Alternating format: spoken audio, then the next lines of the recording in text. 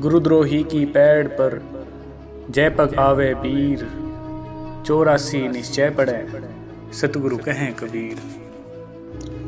जय पगावे बीर से तात्पर्य उनका अनुसरण करने से है, हाँ में हाँ मिलाने से है। गुरुद्रोही घोषित शिष्य चाहे कितना भी सत्य व मृदुभाषी हो, हमें उसकी बात का समर्थन नहीं करना है। गुरुद्रोही घोषित शिष्य का अनुसरण करने वाला निश्चय ही लक 84 में जाता है, ऐसा कबीर साहिब बताते हैं। दर्शकों, भक्ति मार्ग में गुरुद्रोही शब्द बहुत ही खतरनाक व घातक होता है। गुरु अपने शिष्य को अगर गुरुद्रोही घोषित कर देता है तो बाकी सभी संगत का ये फर्ज बनता है कि उस गुरुद्रोही से दूर रहे। कबीर साहब की वाणी भी इसी ओर संकेत करती है। आज हम अपनी इस वीडियो में संत रामपाल जी महाराज के शिष्य रह चुके संजय दिल्ली वाला व पवन जयपुर वाला, जिनको संत रामपाल जी महाराज ने गुरुद्रोही घोषित किया हुआ है, गौर से देखे इस चेहरे को। यह है पवन जयपुर से। बरवाला की घटना के बाद संत रामपाल जी महाराज के आदेशानुसार नाम दीक्षा केंद्र खुलने शुरू हुए।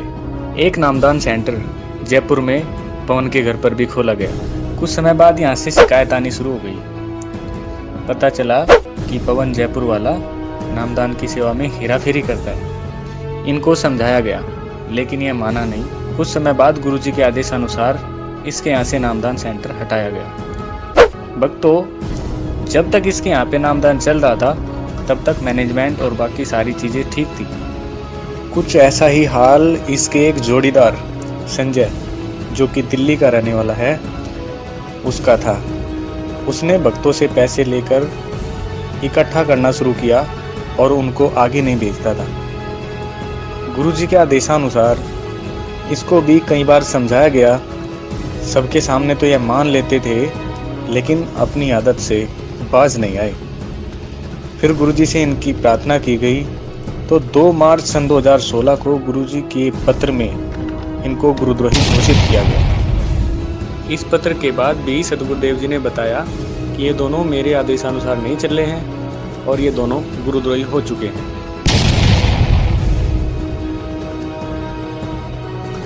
तो इन्होंने ऑडियो को पहचानने से इनकार कर दिया था। तो भक्तों, यहाँ पर यह बात स्पष्ट कर देना चाहते हैं, जो भगत अपने गुरुजी की आवाज़ ही न पहचान सके तो वह भगत ही नहीं है। इनका कहना है कि संत रामपाल जी महाराज की ऑडियो की नकल करी गई है। वास्तव में उसको कोई और बोल रहा है और उसे संत रामपाल जी महाराज के रूप में दिखाया गया है। सदगुरुदेव जी के बार बार समझाने के बाद भी बहुत से भगत इनके संपर्क में आए। पंजाब से एक योगराज नाम का भगत था जो इनके संपर्क में आया। उसने सदगुरुदेव जी की ऑडियो की बेंगलोर लेबोरेटरी में फोरेंसिक ऑडियो ऑथेंटिकेशन रिपोर्ट कराई, जिसमें यह पता चला कि यह ऑडियो वास्तव में संत रामपाल जी महाराज की ही है और यह रिपोर्ट अदालत में भी मान्य है। आज भी अगर कोई जांच कराना चाहता है तो उसका खर्चा मैनेजमेंट वहन करेगी। आइए हम आपको दिखाते हैं यह फोरेंसिक ऑडियो ऑथेंटिकेशन रिपोर्ट जो 25 अक्टूबर सन 2016 में कराई गई।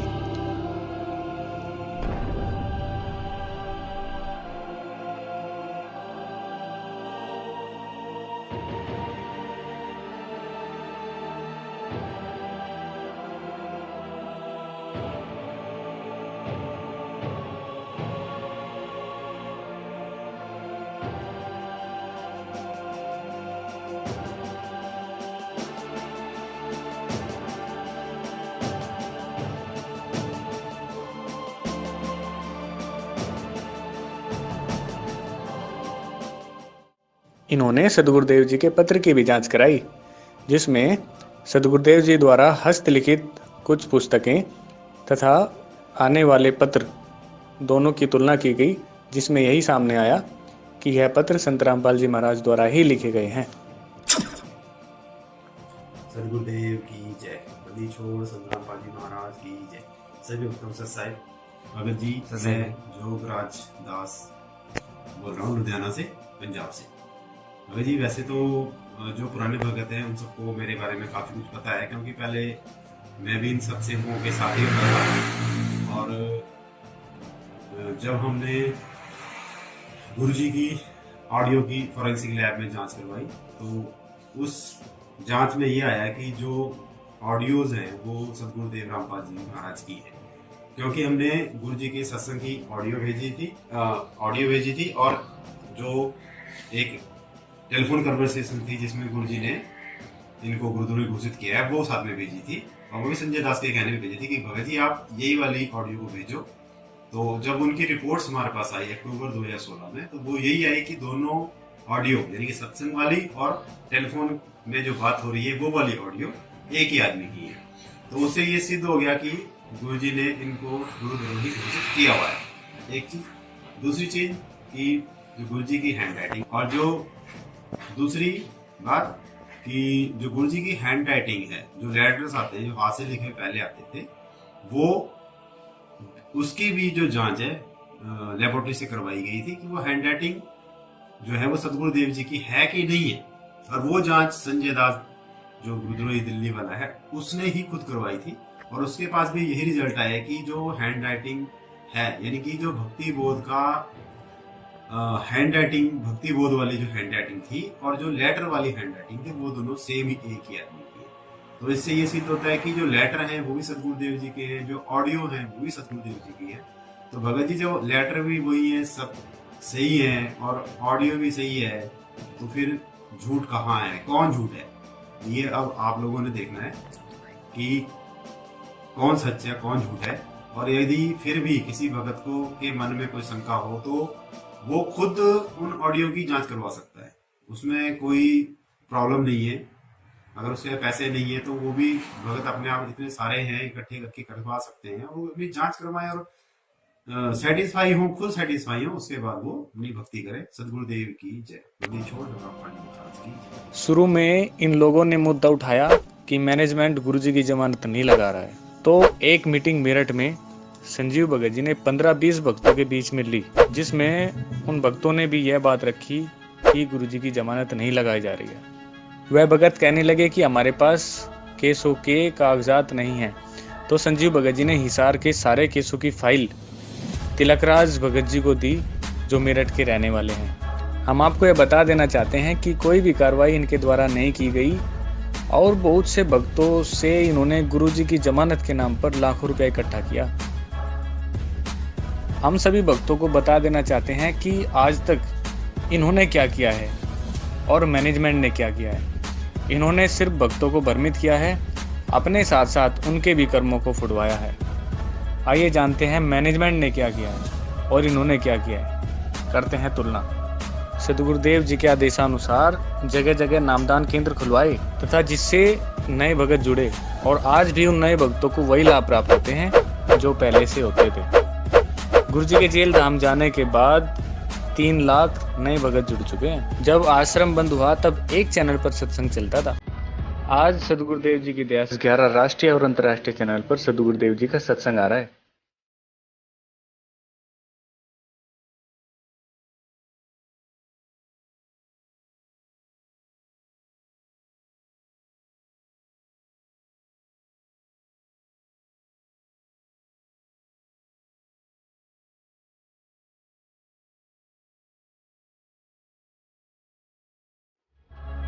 अलग अलग प्रकार की 6 पुस्तकें करोड़ों की संख्या में समाज में फ्री बांटी जा चुकी है।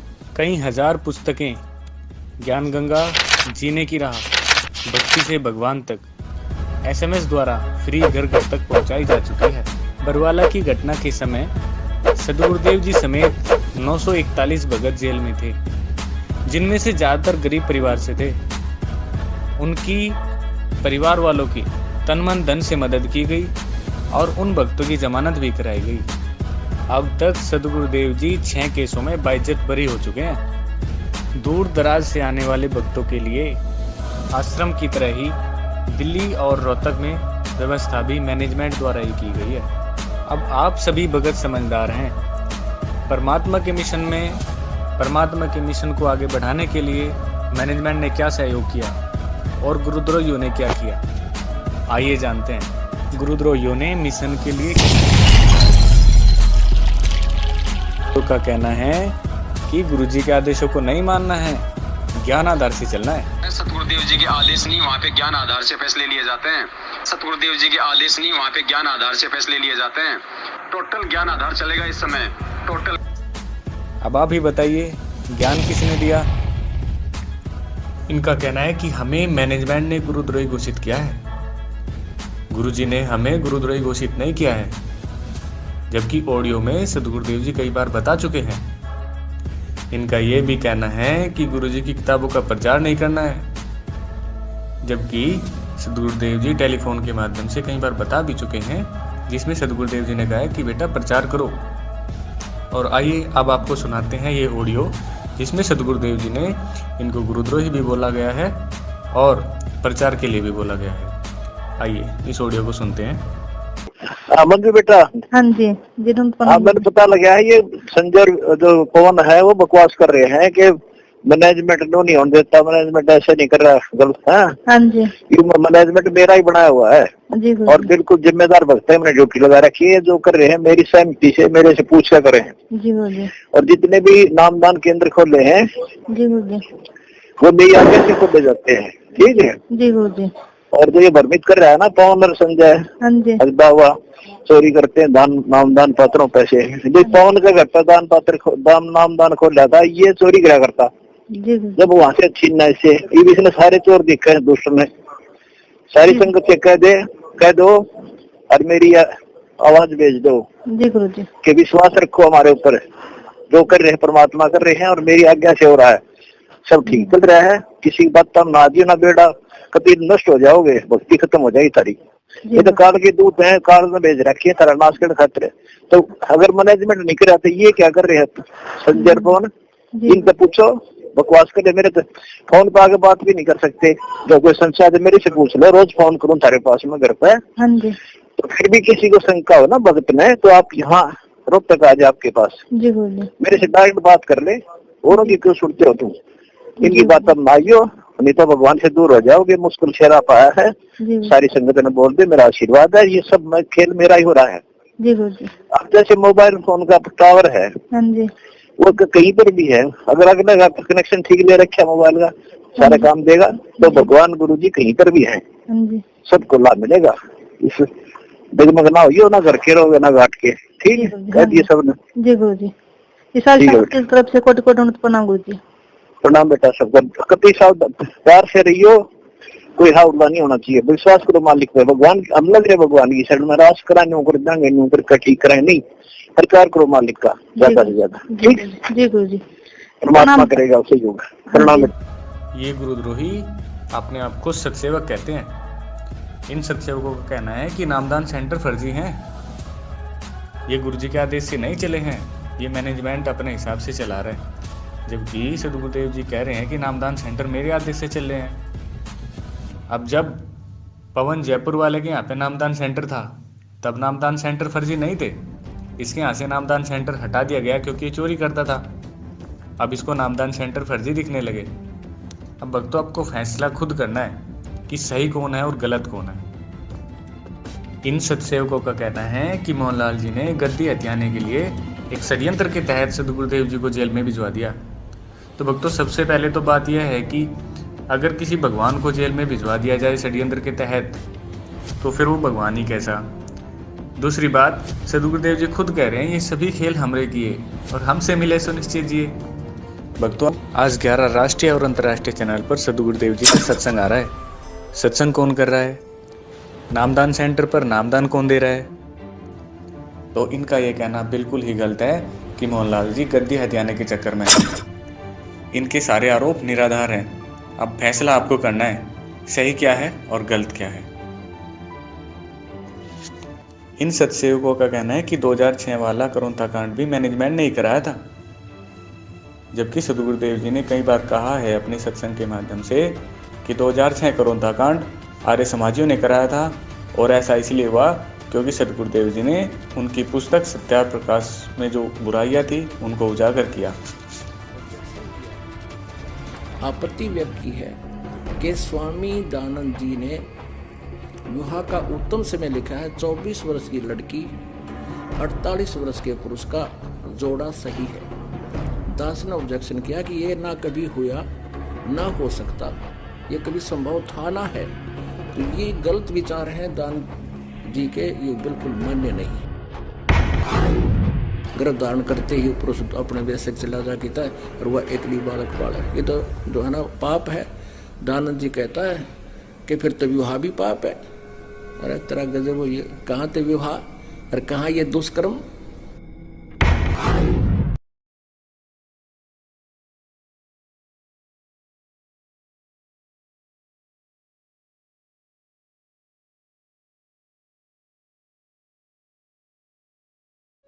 उन्होंने मुझ दास का कुप्रचार करना शुरू कर दिया ताकि जनता को भड़का कर और मेरे विरुद्ध करके उनको यही योजना बनाई, षड्यंत्र रचा कि संत रामपाल को मार दिया जाए, आश्रम को खत्म कर दिया जाए ताकि तुम्हारे अज्ञान की पोल ना खुले। इसी उद्देश्य से इन्होंने आसपास की जनता को भ्रमित किया।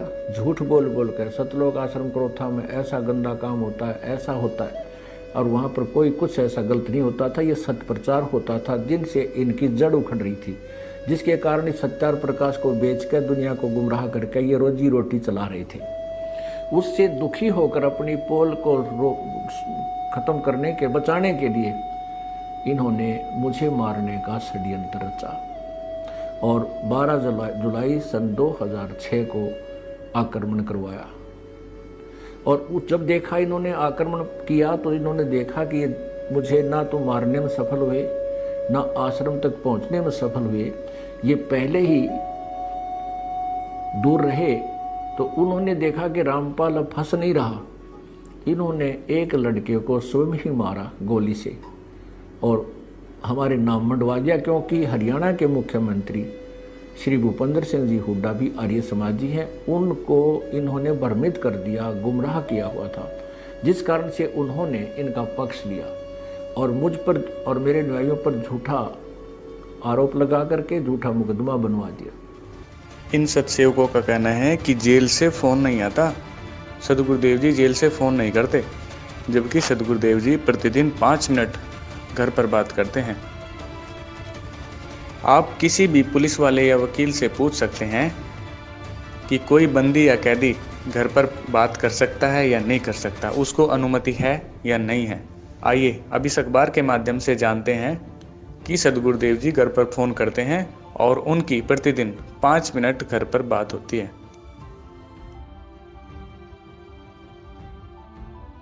भक्तों, देश भर में कैदियों को घर पर बात करने की सुविधा दी जाती है। उनको 5 मिनट का समय दिया जाता है, जिसको प्रिजन इनमेट कॉलिंग सिस्टम बोला जाता है।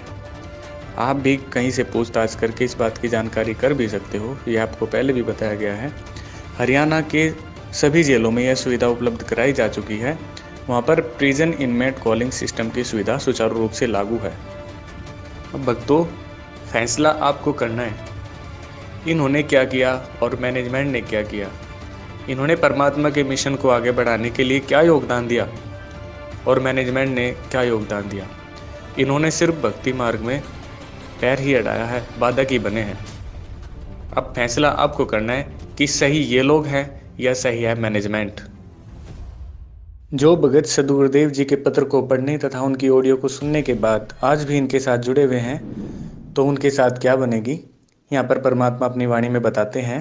सन्मुख गुरु की आज्ञा धारे और पीछे थे सकल निवारे, सोशिस घोर नरक में पड़े ही रुधि रात भी वह नहीं तरही। आज हम सभी समझदार भगत हैं, एक एक करके आज इनकी सच्चाई से आपको रूबरू कराया गया। अब हमने फैसला करना है। ये लोग इस परमात्मा के मिशन को आगे बढ़ाना ही नहीं चाहते। ये लोग सिर्फ मैनेजमेंट पर सवाल उठाकर इस मार्ग को रोकना चाहते हैं। ये काल के द्वारा भेजे गए दूत हैं। सदगुरुदेव जी हमें इशारा कर चुके हैं, हमें इनसे बचना चाहिए। और सिर्फ इनसे ही नहीं, जो भी इनके प्रभाव में आ चुके हैं, हमें उनसे भी दूर रहना चाहिए। अपनी इस वीडियो के माध्यम से हम उन सभी भक्तों को कहना चाहते हैं जो आज इनके प्रभाव में चले गए हैं, संजय के या पवन के, कि आप यू टर्न लीजिए, सच्चाई को समझे और माफ़ी मांगकर सदगुरुदेव जी से माफ़ी मांगिए और अपना नाम शुद्ध कराकर दोबारा से अपनी भक्ति शुरू कर दीजिए, नहीं तो बहुत बुरी बनने वाली है। और मेरी आवाज भेज दो जी गुरु जी, कि विश्वास रखो हमारे ऊपर, जो कर रहे हैं परमात्मा कर रहे हैं और मेरी आज्ञा से हो रहा है, सब ठीक चल रहा है। किसी की बात का ना दियो ना बेड़ा, कभी नष्ट हो जाओगे, भक्ति खत्म हो जाएगी सारी। ये तो काल के दूत हैं, काल में भेज रखी है तारा नाश करने खातिर। तो अगर मैनेजमेंट नहीं करा तो ये क्या कर रहे हैं संजय पवन? तो फिर भी किसी को शंका हो ना भगत में, तो आप यहाँ रोहतक आ जाए आपके पास, जी बोलिए। मेरे से डायरेक्ट बात कर ले, औरों की क्यों सुनते हो तुम? इनकी बात अब ना आइयो, नहीं तो भगवान से दूर हो जाओगे, मुश्किल शेरा पाया है। और संजय पवन को भी कहना चाहते हैं कि माफ़ी मांग लो सदगुरुदेव जी से। जो भी हो रहा है सब कुछ उन्हीं की देख रेख से हो रहा है, वो समर्थ है, उनके बिना पत्ता भी नहीं हिलता। और भी इनका पुरजोर समर्थन कर रहे हैं, जैसे रामचंद्र कानपुर से, गौरव वशिष्ठ अलीगढ़ से। तो भक्तों, हमारी परीक्षा चल रही है, सदगुरुदेव जी ने इनको गुरुद्रोही घोषित किया हुआ है। अब हमने क्या करना है? हमने परमात्मा की वाणी का अनुसरण करना है। परमात्मा कहते हैं, गुरुद्रोही की पैड़ पर जय पग आवे वीर, 84 निश्चय पड़े सतगुरु कहें कबीर। सब साखी संसार में कहन सुनन को कीन, चिट्ठी आए पुरुष की सोई धर ले चीन। सत साहिब जी।